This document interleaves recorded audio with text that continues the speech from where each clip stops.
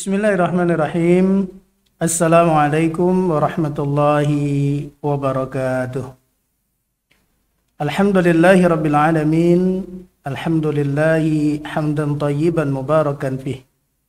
Alhamdulillahi bini'matihi tatimmu as-salihat.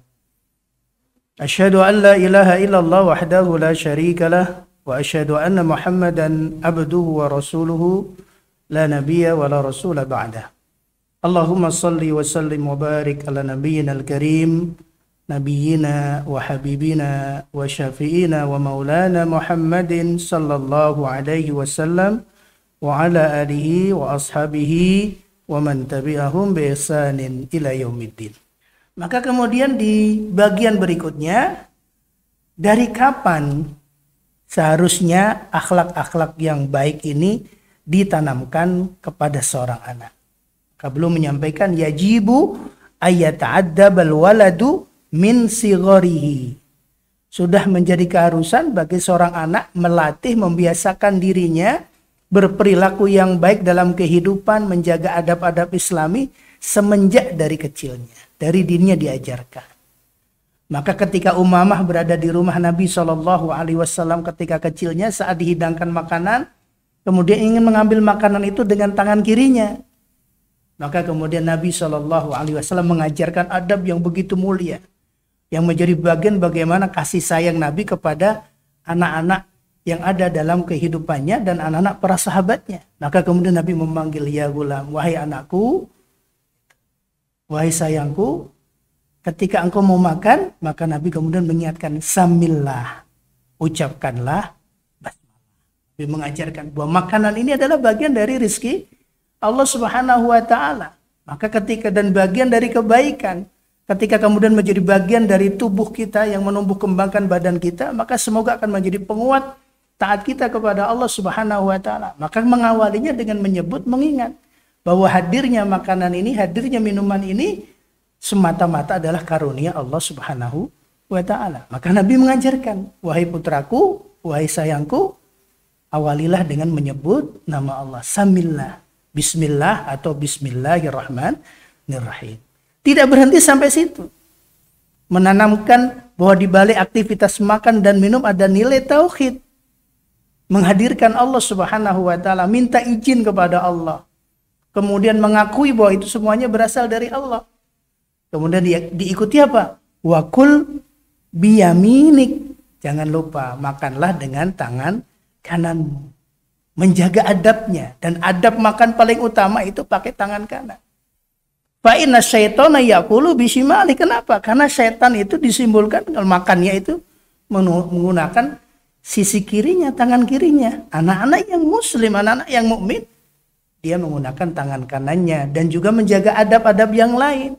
Saat makan minumnya diusahakan dengan duduk, dengan tenang, tidak sambil berjalan, tidak sambil berlari dan yang lainnya. Nah, ini perlu ditanamkan, perlu kita biasakan min sighari, dari semenjak kecil, dan perlu terus diingatkan. Kemudian Nabi lanjutan hadisnya, wakul mimma yali, makanlah yang terdekat dengan tenang, tidak rebutan, kemudian tidak mengambil bagian yang lebih dari apa yang dibutuhkan. Makan minum sesuai dengan porsinya sehingga tidak ada makanan minuman yang tersisa. Nah, ini tidak sedikit kita dapati. Kalau tidak suka makanan kemudian makanannya dibuang, padahal bisa jadi keberkahan makanan ada yang tertinggal itu.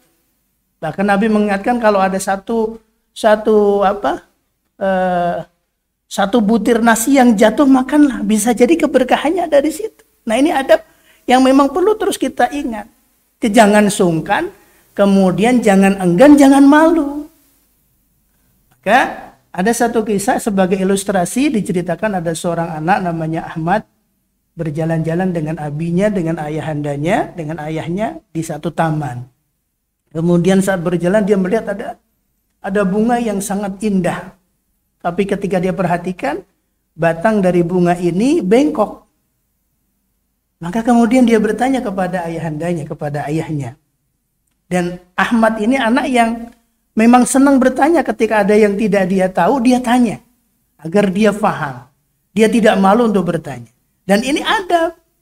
Anak-anakku sekalian yang dimuliakan Allah, ketika kita belajar, kemudian ketika seorang guru mengajarkan kepada kita, menjelaskan pelajaran, dan kemudian ditanya, apakah sudah paham, apakah ada yang mau ditanyakan?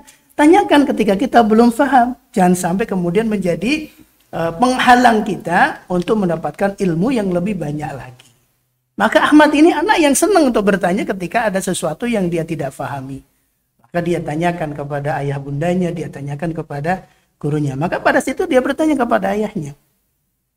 Kemudian, wahai ayah, bunga ini, pohon ini indah karena ada bunganya yang begitu indah. Tapi kenapa wahai ayah, kok batangnya bengkok?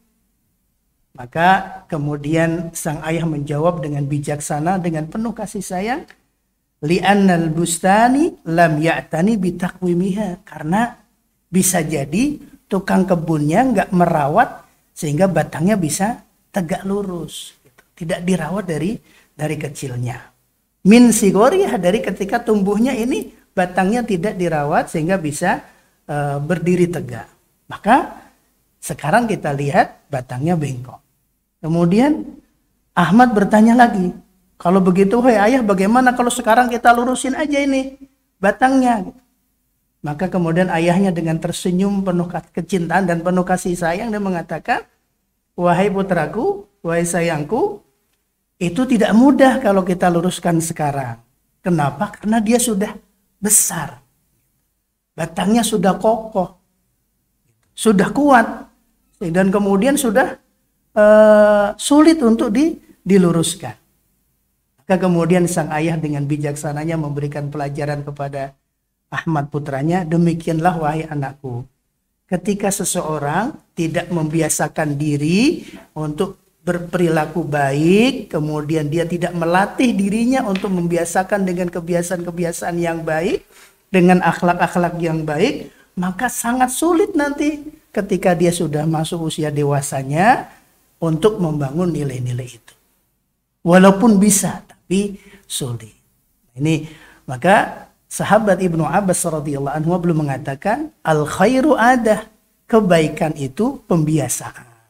Maka ketika kita ingin dekat dengan yang baik, maka mulai kita melatih diri kita dari sekarang, dari dini. Semoga ini menjadi investasi kebaikan untuk kita dan kebaikan untuk orang-orang yang memiliki jasa dalam kehidupan kita.